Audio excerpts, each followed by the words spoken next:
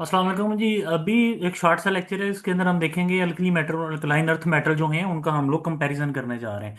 तो सबसे पहले शॉर्ट से ही कंपैरिजन है, आप इसमें देखिएगा कि जो अल्कली मेटल है उनकी जो इलेक्ट्रॉनिक कन्फिग्रेशन होती है वो कौन सी होती है, NS1। अल्कलाइन अर्थ मेटल की इलेक्ट्रॉनिक कन्फिग्रेशन NS2।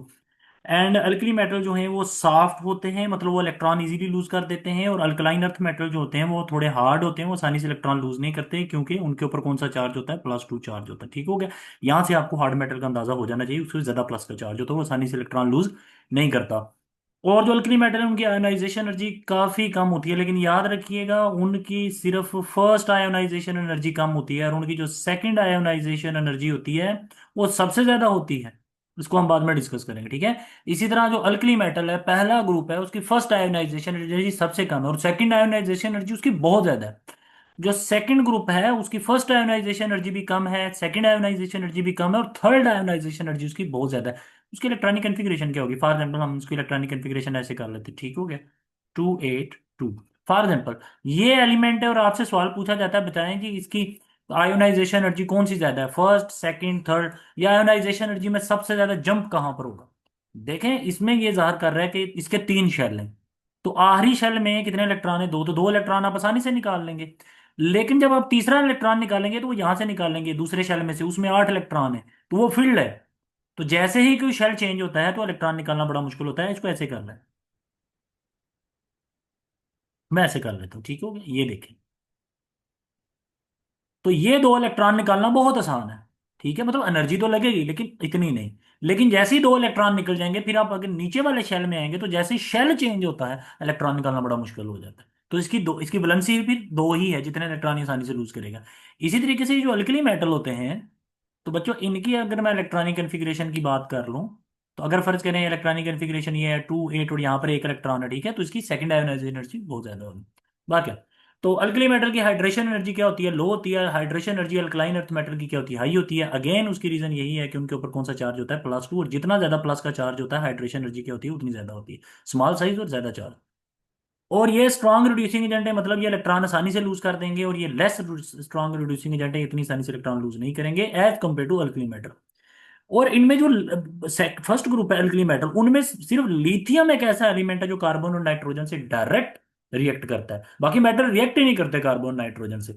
लेकिन अल्कलाइन अर्थ मेटल जो है वो सारे का सारा ग्रुप, मतलब उसमें आ जाता है ब्रिलियम, आ जाता है मैग्नीशियम, आ जाता है कैल्शियम, आ जाता है स्ट्रोंशियम, आ जाता है बैरियम, आ जाता है, सारे कार्बन और नाइट्रोजन के साथ रिएक्ट करते हैं, ठीक हो गया।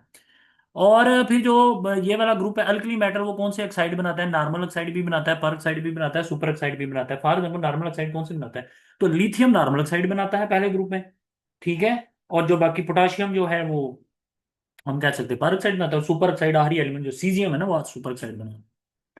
लेकिन जो अल्कलाइन अर्थ मेटल वाला ग्रुप है वो सिर्फ और सिर्फ कौन से ऑक्साइड बनाता है, नॉर्मल ऑक्साइड बनाता है या पर ऑक्साइड बनाता है, सुपर ऑक्साइड वो नहीं बनाता।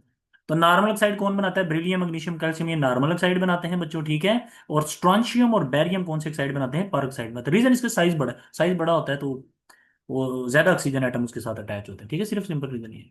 उसके बाद अगर आप यहां पर देखें लिथियम नाइट्रेट, तो जो पहले ग्रुप का एलिमेंट है लिथियम, उसके नाइट्रेट को डिकम्पोज किया जाए तो लिथियम ऑक्साइड और NO2 + O2 बनता है। बाकी जितने मेटल हैं वो ऐसा नहीं करेंगे, वो क्या बनाएंगे, NaNO2। मैं इसको दोबारा लिख देता हूँ, अब यहाँ पर इसको थोड़ा सा गौर कीजिएगा, NaNO2। बाकी सारे मेटल ये बनाएंगे, बस मेटल चेंज हो जाएगा, सोडियम। लेकिन लिथियम पहले ग्रुप में वाहद एलिमेंट है कि जिसके नाइट्रेट को डिकम्पोज बनाए, तो NaNO2 वो नहीं बनाता, वो बनाता है बच्चों NO2 + ऑक्सीजन। अच्छा, ये वाली प्रॉपर्टी ना अल्कलाइन अर्थ मेटल की है। ये जिस तरह मैंने लिखा कि ऑल अल्कलाइन अर्थ मेटल, उनके नाइट्रेट को जब डिकम्पोज कराएंगे, हम यहाँ लिख लेते हैं फॉर एग्जांपल, ये मेरे पास हो गया कैल्शियम नाइट्रेट, और अगर मैं इसको डिकम्पोज करवा देता हूं तो मेरे पास क्या बनेगा, मेजर प्रोडक्ट मेरे पास कौन सी होगी, NO2 + O2।